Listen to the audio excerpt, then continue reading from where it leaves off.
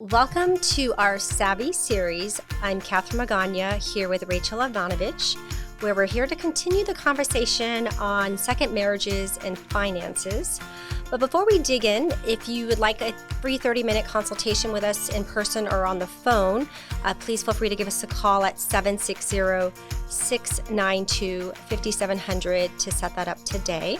So one of the things we've been having a conversation over the last few weeks is second marriages. We have met with a lot of clients, and this is something that comes up pretty frequent on, should we have separate plans, or what are some things we should be looking at and doing? So today we're going to focus a little bit on estate planning, tax planning, and insurance policies are kind of the topics we're going to focus on today. And we're not estate planning attorneys, but we do financial planning and tax planning, and there's a lot of things that come up and that we see. And so when it comes to kind of estate planning, obviously you want to work with your estate planning attorney. But what we find is, depending on the second marriage, is it early in life, or at what age? Are you a little bit older? Are there kids in place? Are there adult children or grandkids? And so really looking at, or do you each have your own trust? And now do you want to trust together? There's a lot of moving parts and things to consider. And if there are kids involved, what assets do you want to go to them versus each other? And, and also looking at, are there any debts that you're bringing into the marriage? And then also the titling of your accounts. But definitely looking at your wills and your powers of attorney and your health directives and making sure everything is really set up the way that you want is important. And I think that one of these things, it's you get married and everything's great, but the reality is, what about the finance part? Especially when you get married for the second time, you really want things might be a little bit more complicated or messier with children, for like blended families, or if you have adult kids, or then what if you remarry and you have kids together? I mean, that's a whole nother dynamic. Absolutely. Too. So I think, like you said, take that inventory of your assets and your liabilities, mm-hmm. making sure that everyone is very clear on who has what, and then deciding how and who's going to handle finances.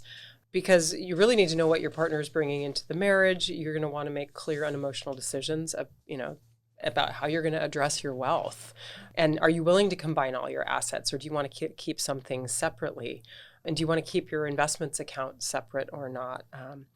There's another thing I think, people really don't want to talk about dying, but it's really important to have your affairs in order. And like you mentioned at the very beginning is, meeting with that estate planning attorney who does have experience maybe in second marriages, because there are a lot of factors to consider. You want to make sure that you have not only a will and you update that will, but a power of attorney, healthcare directive, and other documents. So that really helps you map out where you want your assets to go and what you want. Or like you mentioned, the care. Like do you want your kids to help take care of you, or your spouse? I mean, obviously the spouse will probably want to do it, but maybe they want the kids involved too. Yeah. So looking at one of the things I don't think we've even talked about before is, what if there aren't any children, but you have some family heirlooms, or other items with sentimental value that you really want to keep in your family. And so therefore that's something to discuss with your estate planning attorney, and specifically maybe call those items out so that they would pass, if you don't have the children, to a cousin or a niece and nephew, because they are maybe something special for your family. So one of the things that comes up kind of looking at estate planning is reviewing your beneficiaries. So when you have an IRA or a Roth or 401k, typically you have designated beneficiaries on file.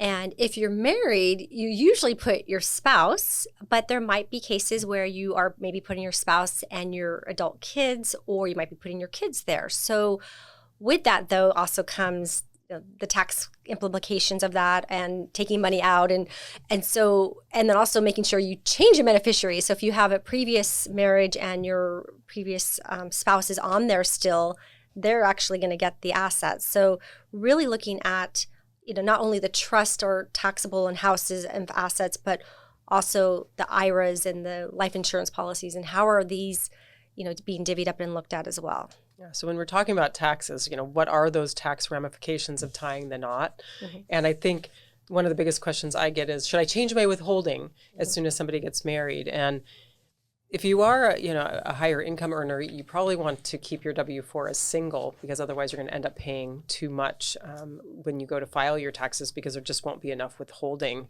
So there's several considerations when you get married when it comes to taxes. And If you're married before midnight on December 31st, you're considered married all year. So you have two options. One is you file separately or you can file jointly.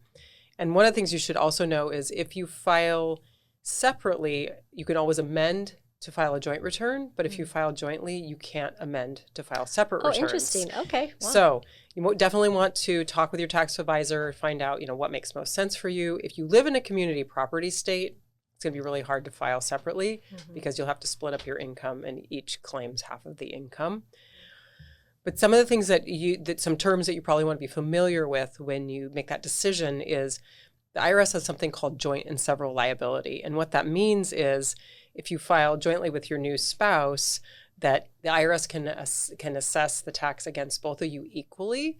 And even if, for instance, it's because it's a second marriage. When you were married before, if in the divorce decree it specified that your former spouse was supposed to take care of old tax debts, and unfortunately, if you get a refund, the IRS is going to grab that refund from you and your new spouse, and that can turn into an interesting discussion. So you definitely want to talk about any potential issues. And if you were, let's just say, an innocent spouse, because there are situations where returns got filed and maybe taxes were assessed and you didn't know about it. This should never happen, by the way, but sometimes it does. There is innocent spouse relief. There's equitable relief, and then there's something called separation of liability. But hopefully that never happens to you.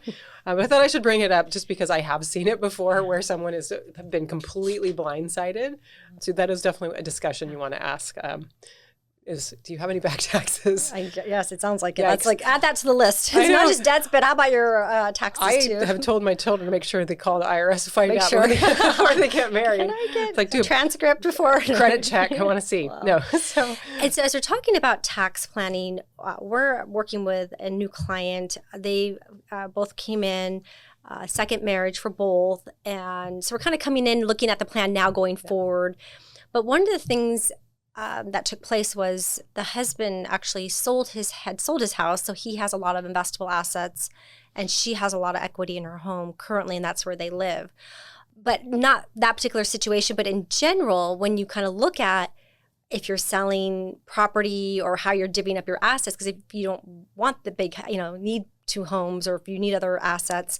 So there is obviously when you have a home and you have exclusions, but that may change a little bit depending on when they sell. Well, that was an interesting situation though, Catherine, because they were doing the tax planning ahead of time thinking, okay, well, should we or should we not take advantage of the $250,000 exclusion, which is called Section 121? And they thought, okay, well, she has way more taxable gain in her house, and therefore when they sell, it'd be more advantageous for them to use it on that house because you can only do it every 2 years. And they faced a potential move to another state, and therefore were thinking, okay, we'll have to sell both homes and move. So they filed a return and opted to not take the Section 121 exclusion on his house. They moved into hers, lived in that, and then they were going to move and sell hers as well and take the exclusion on her return. Well, guess what? Now they're not moving. So it's things can shift. So we can go back and amend that other return and take advantage of the exclusion. But those are types of things you do want to consider Absolutely. When you're looking at assets and who gets what and how are things divvied up. And I think that there's obviously some planning. How to structure those exclusions. But some other things to consider when you get married, if you're changing your name, is make sure that you go to the Social Security Administration, change your Social Security card so that your new name is reflected on that. That's the name that you'll use on your tax return. And if you get married and move, you definitely want to change your address with the IRS. There's a form that you can file. It's the 8822 change of address. But you also, if you just update your address on your next filed tax return, that will change the address with the IRS. Community property states, you definitely want to check in and find out if you live in a community property state or a separate property state to see how you report your taxes. Retirement accounts, make sure, like you said, you're checking the beneficiaries on those. And then one of those tricky ones that people don't really think about is healthcare coverage with the IRS, because in some states it's required to have minimum coverage, and a lot of people have insurance through the state exchanges, and they have a subsidy on their insurance. And once you get married, your income may change. And then all of a sudden you face a nasty surprise when you go to file your taxes and you have to pay back all that subsidy. Some people, it's like $20,000. So it can be a huge tax hit that you're not expecting. So make sure that you definitely look into your healthcare coverage. And then lastly, life insurance. So reviewing, if you have existing life insurance, make sure you review the designated beneficiaries.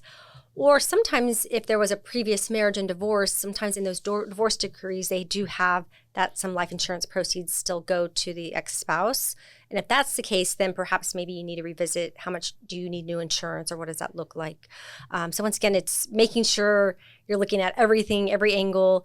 And then from a life insurance perspective, for us, when we do financial planning, we also look at what are the long-term care needs in the future that you might want to consider or review. So once again, it's, making sure that you're in a second marriage, everything's great and wonderful, you're happy, but let's look at the financial aspect and planning and making sure everything is, set up the way that you want for your future. And I think that life insurance is really integral to a comprehensive financial plan. And for people in second marriages, oftentimes, let's just say you were divorced for a number of years, and so your focus was maybe mainly on your children, and the life insurance was going to be going to your children, and your other assets were going to be going to your children. But then all of a sudden, okay, now you have the new love of your life, and you're getting remarried.